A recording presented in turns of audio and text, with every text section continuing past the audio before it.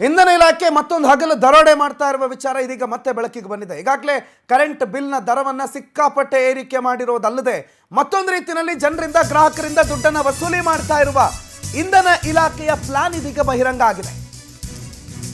ಯೂನಿಟ್ಗೆ ಇಂತಿಷ್ಟು ಅಂತ ಮೊದಲಿಂದಲೂ ಜನ ಕೊಡ್ತಿದ್ದಾರೆ. ಇಂತಿಷ್ಟು ಯೂನಿಟ್ಗೆ ಇಂತಿಷ್ಟು ಯೂನಿಟ್ ಆದ್ಮೇಲೆ ಇಂತಿಷ್ಟು ಅಂತ. ಆದರೆ ಬಿಲ್ನಲ್ಲಿ ಹೊಸ ಕಾಲಮ್ ಅನ್ನು ಈಗ ಇವರು ಸೇರಿಸ್ಬಿಟ್ಟು ಅದರಲ್ಲಿ ಮತ್ತೆ ಹೆಚ್ಚುವರಿ ವಸೂಲಿ, ನೌಕರರ ಪಿಂಚಣಿ ಗ್ರಾಚ್ಯುಟಿ ಹೊರೆಯನ್ನ ಕೂಡ ಗ್ರಾಹಕನ ತಲೆ ಮೇಲೆ ಹಾಕಿದ್ದಾರೆ.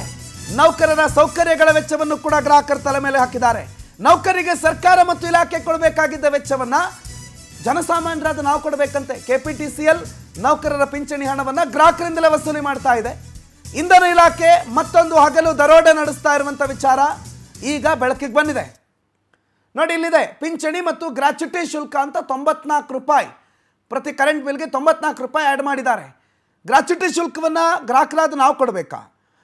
ನೌಕರಿಗೆ ಕೊಡುವಂಥ ಪಿಂಚಣಿಯನ್ನು ಅದು ನಾವು ಕೊಡೋದಾ, ಜನಸಾಮಾನ್ಯರು ಕೊಡೋದಾ, ಅಥವಾ ಇಲಾಖೆ ಕೊಡೋದಾ, ಅಥವಾ ಅದಕ್ಕೊಂದು ನಿಗಮ ಅಂತಿದೆಯಲ್ಲ ಅವ್ರು ಕೊಡೋದಾ? ಯಾರು ಕೊಡೋದು ಅಂತ ಒಂದು ಪ್ರಶ್ನೆ ಅಲ್ವಾ? ಈಗ ಇದನ್ನೆಲ್ಲ ಜನರಿಂದಲೇ ವಸೂಲಿ ಮಾಡೋದ್ರ ಮುಖಾಂತರ ತಮ್ಮ ಭಾರ ಇಳಿಸ್ಕೊಳ್ಳೋ ಪ್ರಯತ್ನ. ಸರ್ಕಾರದಲ್ಲಿ ದುಡ್ಡಿಲ್ಲ, ಖಜಾನೆಯಲ್ಲಿ ದುಡ್ಡಿಲ್ಲ, ಸರ್ಕಾರದ ಬಳಿ ದುಡ್ಡಿಲ್ಲ, ಸಿದ್ದರಾಮಯ್ಯನ ಹತ್ರ ದುಡ್ಡಿಲ್ಲ. ಯಾರೋ ನೀವು ಹೇಳ್ತಿರೋದಲ್ಲ, ಸಚಿವರು ಹೇಳ್ತಿರೋ ಮಾತು. ಆಮೇಲೆ ನೋಡಿದ್ರೆ ಇಲ್ಲ, ಅದು ಹಂಗಲ್ಲ ಹಿಂಗಲ್ಲ ಅಂತ ತಿರ್ಸ್ಕೊತಾರೆ.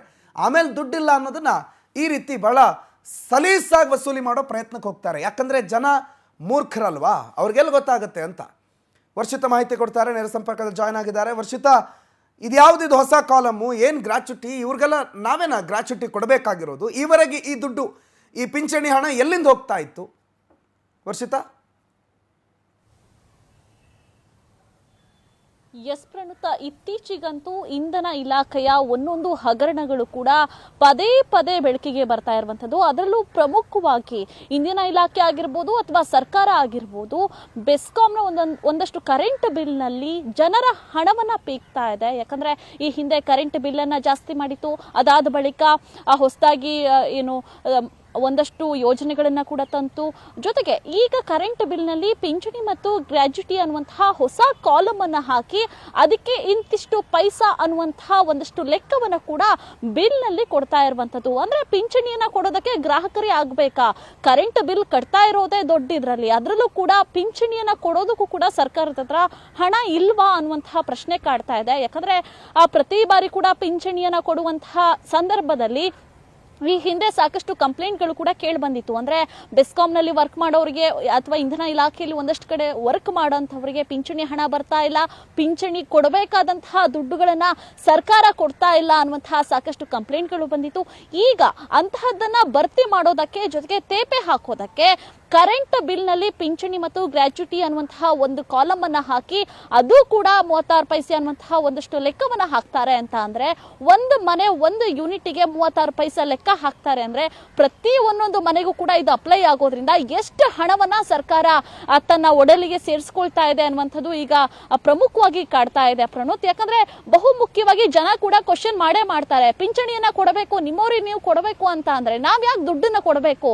ನಮ್ಮ ಹಣವನ್ನ ನಿಮ್ಗೆ ಯಾಕೆ ಕೊಡಬೇಕು? ಒಂದ್ ಕಡೆಯಾಗಿ ಟ್ಯಾಕ್ಸ್ ಕಟ್ತೀವಿ, ಇನ್ನೊಂದ್ ಕಡೆಯಾಗಿ ಎಕ್ಸ್ಟ್ರಾ ಕರೆಂಟ್ ಬಿಲ್ ಜಾಸ್ತಿ ಮಾಡೋದ್ರಿಂದ ಕರೆಂಟ್ ಬಿಲ್ಗಳನ್ನ ಕಟ್ತೀವಿ. ಅದರಲ್ಲೂ ಹೊಸ ಯೋಜನೆಯಾದಂತಹ ಸ್ಮಾರ್ಟ್ ಮೀಟರ್ಗಳನ್ನ ಕೂಡ ನಾವು ಹಾಕಿಸ್ಕೊಳ್ತಾ ಇದ್ದೀವಿ, ಅದಕ್ಕೂ ಕೂಡ ಒಂದಷ್ಟು ಇನ್ವೆಸ್ಟ್ ಮಾಡ್ತಾ ಇದ್ದೀವಿ. ಆದ್ರೂ ಕೂಡ ಇಂಧನ ಇಲಾಖೆ ಯಾಕೆ ಈ ರೀತಿ ನಿರ್ಧಾರಗಳನ್ನ ತಗೊಳ್ತಾ ಇದೆ? ಅದರಲ್ಲೂ ರಾಜಾರೋಷವಾಗಿ ಕರೆಂಟ್ ಬಿಲ್ಗಳಲ್ಲಿ ಒಂದು ಕಾಲಮ್ ಇದೆ ಅಂತ ಅಂದ್ರೆ ಜನ ಗಮನಿಸಲ್ವಾ? ಜನ ದಡ್ರ ಹಾಗಾದ್ರೆ ಅನ್ನುವಂತಹ ಒಂದಷ್ಟು